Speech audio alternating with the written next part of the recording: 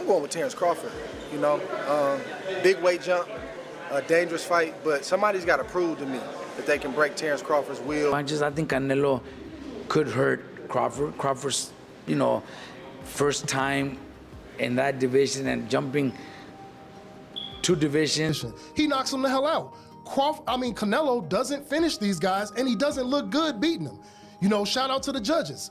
The judges make Canelo. Andre Ward praises Terence Crawford as one of boxing's greatest finishers and explains why he believes Crawford could overwhelm Canelo Alvarez. Ward notes that when Crawford senses weakness or sees an opponent hurt, he does not let them recover. Instead, he applies relentless pressure with sharp combinations and perfect timing until the job is done. According to Ward, this killer instinct sets Crawford apart from most fighters, making him dangerous at any stage of a bout. For Canelo, I'm going with Terence Crawford. Big weight jump, a dangerous fight, but somebody's got to prove to me that they can break Terence Crawford's will and that he can't figure it out against you. It ain't no disrespect toward Canelo, but I've said this the last couple of years. I'm not betting against Terence Crawford against nobody right now. You got to show me that you can. Facing such a fighter means that one mistake or moment of vulnerability could lead to a decisive and devastating ending. Andre Ward expresses deep respect for both Terence Crawford and Canelo Alvarez as they prepare to face each other. He highlights that the fight is not just another payday, but a battle where both men are putting their legacies at stake. Ward admires the courage it takes for 2 champions who have already accomplished so much to risk it all against one another. Man, what's up, fight fans? It's official.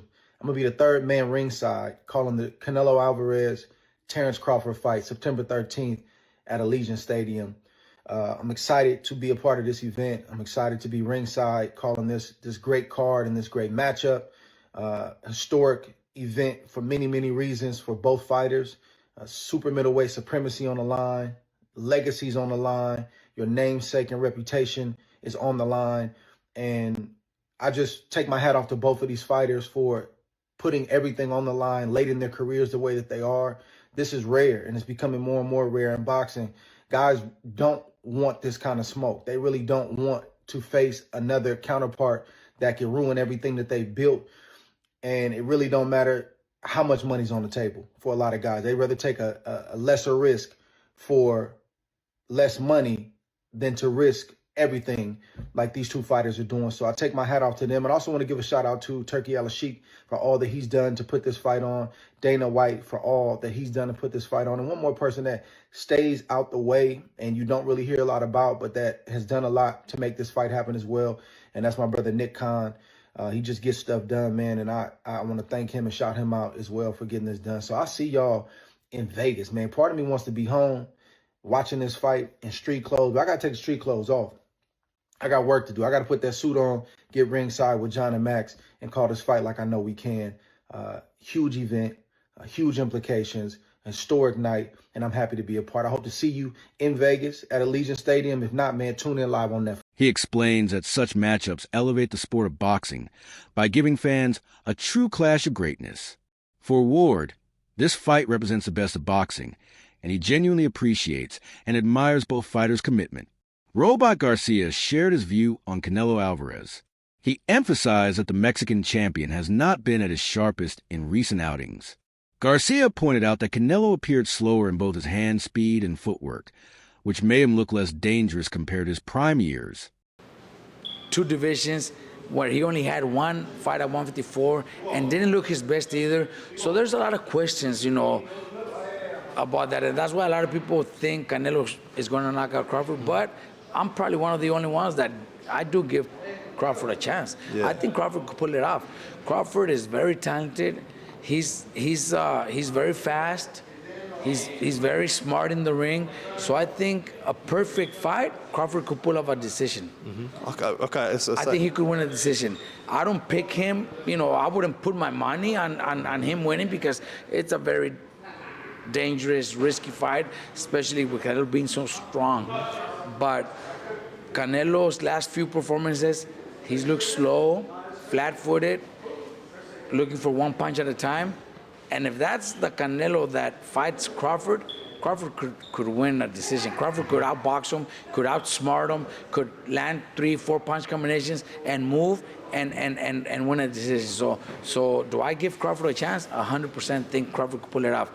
Would I put my money on it? Probably not, but I do give him a chance. Yeah, good stuff. Look, Robert, appreciate you taking time to speak to me. I appreciate you letting me in the gym today. Always a pleasure. And yeah, hopefully be catching up sometime soon. Thanks appreciate for coming. it. Thank you. For a fighter like Terence Crawford, who thrives on exploiting timing and precision, this observation carries significant weight. Garcia believes that these lapses provide Crawford with a real opportunity to step in and impose a style. If Canelo cannot return to his earlier sharpness, then Crawford's speed, angles, and ability to adapt during fights could turn into decisive advantages. Garcia's statement reflects a broader concern among analysts that Canelo may be past his peak, leaving the door open for Crawford to capitalize. Teddy Atlas. I avoided that. I would bring in specific sparring partners that, A, knew how to be a sparring partner.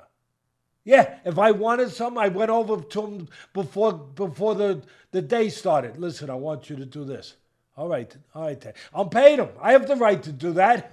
I want you to move more today. I want you to, you know what? I want you to press him a little. You know what? There was a fight I was getting a guy ready for, and I was worried about the first couple rounds. So I said, when the bell rings, I want you to rush out of the corner and go right after him. And I was, obviously I had my guy ready because we were getting ready for that kind of fight plan, for the possibility that the opponent would come out that way. So I wouldn't look to get a boots Ennis. I mean, nothing wrong with that's what they want. That's fine. And I get it, the style, the size, the length. I understand. It's not a bad pick from that point of view. But for me, again, I never go down that road because I got my guy getting ready for a fight. I don't want to leave it in the gym. I don't want to get into that kind of war in the gym. No, I want to have control of all aspects of what the hell I'm doing in the gym to get ready for one night. So no, I wouldn't do that. I'd get the right spar partners. If I thought I had a guy, I get guys that my guy could work with, and if he was having an off day, he could kind of, have his way and do what he wanted with the guy. I'd have one of them. I'd probably have 3 guys, sometimes 4, depending on where we were at, with the calendar when the fight was. One of boxing's most respected voices raised concerns about Canelo Alvarez's training approach ahead of the upcoming clash with Terence Crawford. Atlas highlighted that Canelo seems to be overextending himself, pushing beyond what is necessary for an already grueling camp. He argued that including Jiren Ennis, a young and dynamic welterweight, in his training plans may have been excessive. According to Atlas, training smart is just as important as training hard, and Canelo's decision might take more out of him than it gives. A lot has been taken out of you in the gym. You left it in the gym. And we heard that Jaron Boots Ennis was getting the best of Canelo Alvarez in his sparring sessions. That he possibly gave him a black eye. We saw the knot on his head. That was just a week ago. The fight is next week, next Saturday. So 3 weeks out from the fight, and you having this hard sparring sessions with Jaron Boots Ennis, who wants to prove a point. Leave no doubt.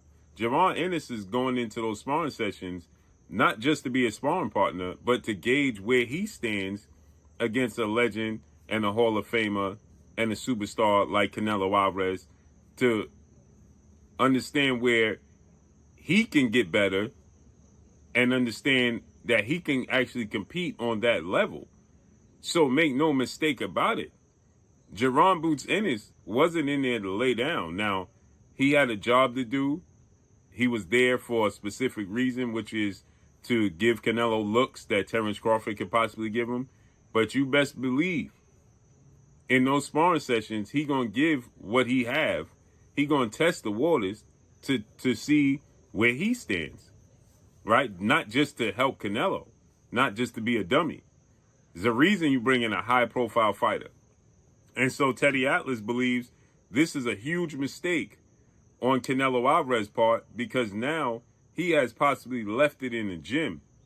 And now he got to go into battle with Terence Crawford. So it's like having 2 fights in a matter of 3 weeks. And your body's going to show the wear and tear. Atlas's comments suggest that by trying too hard to sharpen every aspect, Canelo risks draining himself before the actual fight night arrives, leaving him vulnerable against a fighter like Crawford. Expanding on his earlier remarks, Teddy Atlas warned that Canelo's toughest battles might already be happening behind closed doors in the gym. He believes Canelo is engaging in overly intense sparring sessions that look impressive to onlookers, but could actually take away from his peak performance in the ring. The idea is that fighters only have so much to give physically and mentally, and if those reserves are depleted before fight night. Oh, for sure. I mean, we all see that fucking Canelo got power. That's the same reason why, at the same time, Canelo ends up going a distance with a lot of these guys, because these guys are just on survivor mode, you know? They're not trying to fight back. They're not trying to win. They're just surviving, which is hard to knock somebody out that's just surviving, you know? So I feel like Canelo's power is definitely there. I just think it's just a matter of how Crawford reacts when he feels it, you know? Is he gonna be one of those survivors, or is he gonna actually, you know? No, I think Crawford will go out on the shield. I think he's gonna fight and go out like a warrior. At the same time, I feel like he does that, then he gives Canelo a chance to be able to clip him, you know? More of a chance. Well, Turkey said no more Tom and Jerry. I don't expect him to run. I mean, I don't expect him to run, but at the same time, it's boxing, you know? It's boxing, it's hit and don't get hit, swim and not get Is wet, that what you know? Haney did when he fought Jose No, Ramirez? but that's a different type of. Is that what William Skull did when he fought Canelo? Yeah, you see, I feel like it just comes. I feel like when you watch Bivol versus Better Beef, the second fight, the results can be damaging. Atlas compared the scenario to leaving your best performance in training instead of saving it for the main event. He knocks him the hell out. Canelo doesn't finish these guys, and he doesn't look good beating them. You know, shout out to the judges. The judges make Canelo look good for the past 6 fights. And so now we sit here, you know, what is Canelo going to do against Crawford? And while some of you are saying, you know, domination and weight, really the only thing that I hear is his weight, his power, his weight, his power, his weight, his power. And that's all that he has. But when I get to talking about Crawford, we'll dive into that. Well, to Byron's point, the last super quality fight that Canelo had was against Dimitri Bivol, and we all know what happened with that. You know, no, I thought Caleb Plant was a good opponent. Oh, I thought Caleb Plant was a good opponent. Well, it was Caleb Plant, then it was Bivol. Yeah, right. Plant, then Bivol. Well, don't forget to point out that Bivol came down, right? No, that was 175. Canelo went up. Canelo went up. So that kind of puts Canelo at a disadvantage, right? He tested. Yeah, I mean, if you want to say that, great. if you want to say that, I mean, you know, I can. But I mean, I'm not saying that that's an excuse for him for losing. I'm just saying, hey, you know, if you're gonna test yourself to be great, you gotta wear the consequence. So let me ask. So no, you're right, 100%. But let me ask you a question. I'm just asking because I don't know. Like, so when you watching that fight, did you think it was a weight issue, or did you think it was more of a skill and boxing thing when watching that fight with Bivol and Canelo? I thought he was outclassed. I agree. Yeah, it was outclassed. And it looked like he was being outclassed by basic fundamental boxing. Yeah. That's what I'm saying. So that was my point. That's what I'm trying. I don't think Bivol's weight had anything to do with him because Bivol's not a knockout artist. And this legendary power that y'all speak of, this ass-taking Zeus god power that he has, it did not show in that fight. For Crawford, this situation could become an advantage as a tired or less explosive Canelo would struggle to deal with his high-paced and precise style once the bell rings.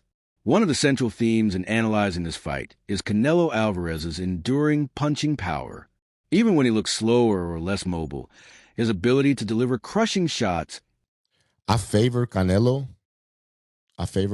not by a lot, but I do favor him. I just think that, you know, I think the Skull fight was just a bad style. And I think Canelo was like, why force the issue? You know what I mean? I'm up. This guy's running. I'm not going to take a chance. So I think that it was that kind of fight for Canelo. But Marjamov did give Crawford problems. You know what I'm saying? And where I felt like, damn, at 54, he gave you problems. 68 is different. You know what I'm saying? So you going up 3 weight classes, because he was 47, 54, 60, 68. That's 3 weight classes. It's a major difference, man. And, you know, one thing is like, right, so people are saying Canelo has problems with movers. But the reality is Crawford's not a mover. Crawford's not a fighter that fights on his feet in the sense of boxing, kind of like, let's say, how a Pernell Whitaker would box or how Landy Lara would box. Crawford is a fighter that works on angles. He's not on his feet like Muhammad Ali. You know what I'm saying? He's not that kind of boxer. So he's going to be there to get hit, you know? And I feel like that favors Canelo, because Canelo's going to hit you in the arms. He's going to hit you in the elbows. He's going to hit anything you give him, he's going to take it. You know what I mean? And now, is Crawford just going to switch his style and become a mover, moving up 3 weight classes? So now you're going to put all that weight on your legs, and you never boxed like that before. How can you? Keeps opponents cautious. Many fighters who enter the ring with Canelo spend the majority of the fight in survival mode, focusing less on offense and more on self-preservation. This explains why some bouts go the distance without knockouts. Not because Canelo lacks finishing ability. In May, he always has a bad performance called the Canelo May curse. And come September, it's a better performance. His best performances are in September because since he only fights once a year, after September, it's a long layoff until May again, which is kind of like his tune-up fight where he looks rusty. I gotta see if this is true. So I brought up the box rec, and I want to go through this with you guys to see if it's actually true. Now, if it is, that's bad news for Terence Bud Crawford, right? So let's look at this. May, William Skull. We're going to go from recent to the past. William Skull, May. We all know that was a horrible performance to the point where people think Saul Canelo Alvarez is, you know, he's not looking right. He's finally starting to kind of go down in his abilities, right? And all those things. And this is kind of like the end of his career type of thing. He's in worse shape than Terence Bud Crawford because of this performance. And I've heard people say that before, and I'm wondering if that's every May. So William Skull, bad performance, May. September, good performance, Edgar Berlanga. Lightning strike! Okay, we all know that was a good performance. Everybody was excited about that fight. Jaime Munguia, May. He's been very criticized about going 12 with Jaime Munguia, right? He knocked him down, but going 12 with Jaime Munguia, and people saw that as a horrible performance from Saul Canelo Alvarez. I actually like that. But because opponents are too defensive to present openings. Against Crawford, however, this strategy may backfire. Crawford has proven throughout his career that he can dismantle cautious fighters with patient setups, traps, and sudden bursts of offense. If Canelo relies solely on his power to keep Crawford honest, it may not be enough to stop a fighter known for breaking down even the most offensive opponents.